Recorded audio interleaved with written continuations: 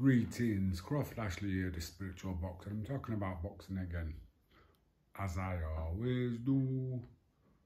For me, somebody said to me they ever seen the Chris Eubanks interview on Sports Talk or something, Talk Sport.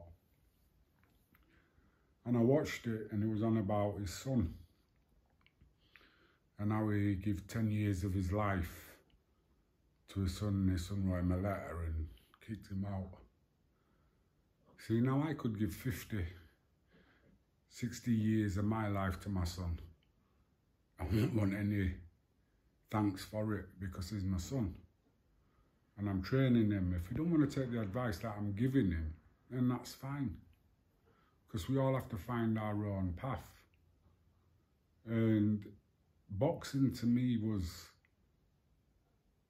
life. It was like mirrored. I learned a lot in boxing that taught me a lot in life. And it's with trainers. I've had some great trainers and some bad trainers. And the bad trainers, when I found out they couldn't help me, I wouldn't move on. And some of the good trainers, it wasn't down to the trainers, it was down to the promoters or the managers getting involved. And that's a bit sad, that. But like I said, you employ a trainer that you trust, that can help get the best out of you.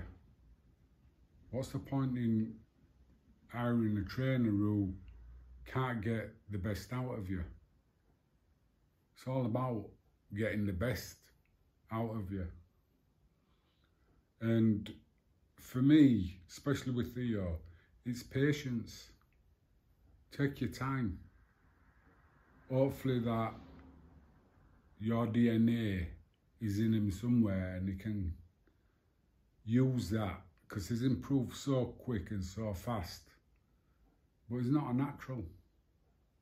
He's somebody who works hard. And that's what you really need in this. You can have a natural ability and not do anything with it.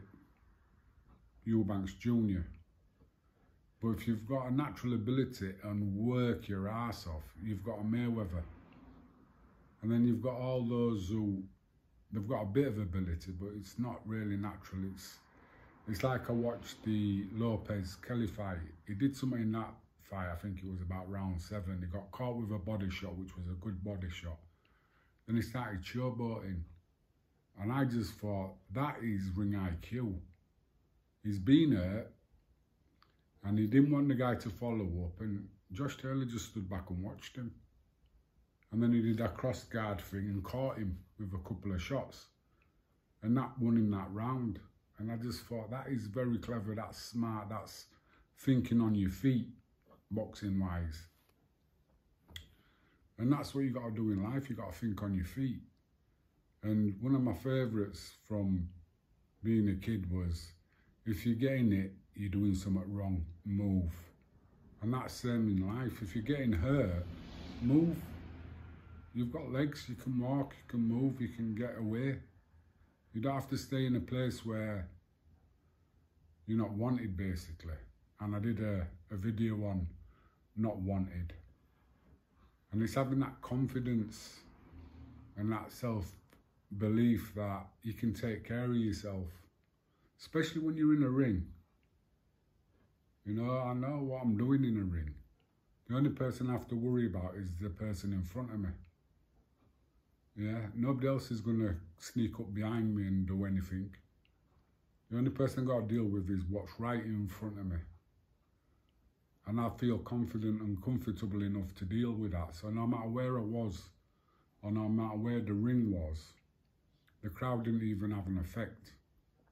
Because I know what I'm doing in the ring. And that's what boxing is. It's learning that in these stressful times, you should be calm and know what to do and face it. And that's what all these training's about. Giving you the tools to do the job, and then you're working, practicing with them tools. And then you create little ways of adapting the tools to suit you and to suit your craft. And I think that's one of the hardest things to do, is get kids to keep on repeating until it comes second nature. You know, throw that jab 100 times a day, 1,000 times a day, as many times as you can until you can get it perfect. And it's never going to be perfect, but that's what you're streaming for: hard, fast and straight. And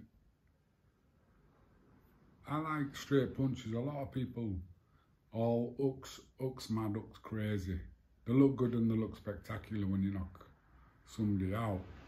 But I think the ones that do the damage are the straight punches, the jabs, double it up.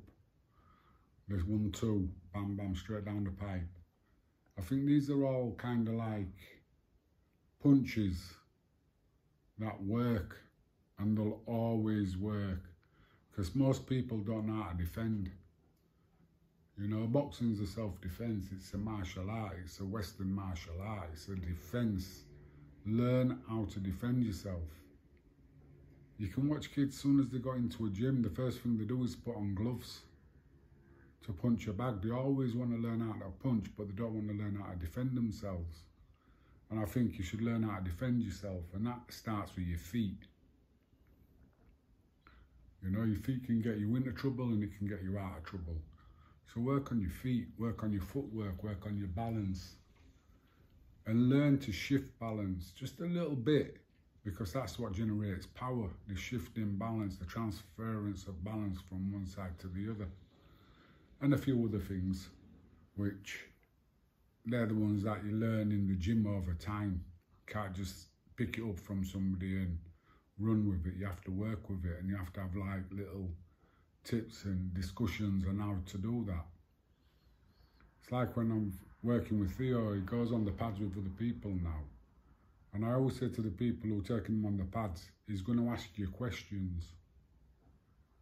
And I like that, because he wants to make sure that he's doing it right. You know, if you put your weight over the front foot and twist a little bit, you can set yourself for a nice little looping uppercut. But then he'll talk about, yeah, but I feel open, Dad. When do I do that? Well, you counter. That's when he's thrown a right hand and you've made it miss, and you just leant over the weight over your front foot and thrown it. You see, and I can demonstrate it as well, show him what I mean. And then he'll tweak it, he'll think about it, work on it, tweak it, and then he'll do it. And I remember working with Bob, and I was working on the right uppercut, and I couldn't get it. I just couldn't get it. Every day we did it. You know, maybe 20, 30 times, try it. Just lean over onto your back foot and whip up the uppercut. Couldn't do it. On the pads, couldn't do it. Nothing worked. Couldn't get it in my head. And then Bob just said, forget it. And then when I boxed Roberto Dominguez, the punch came out and the uppercut just went. Nice little lean to the side, uppercut, knocked him out. And Bob looked at me and said, you could have knocked him out with a punch we've been working on. And that just showed me that even though you don't think you've got it, it's there. You've just got to trust yourself that you're going to be in there, and at the right time it's going to come. So that's just a little chat for today. Boxing and life. If you want to know any more, just leave a comment. Ask me some questions, because it's difficult when you're talking to yourself, even though I do it a lot. But anyway, if you like the vibe, then subscribe. Hit the share button, hit the like button. Chilling's out.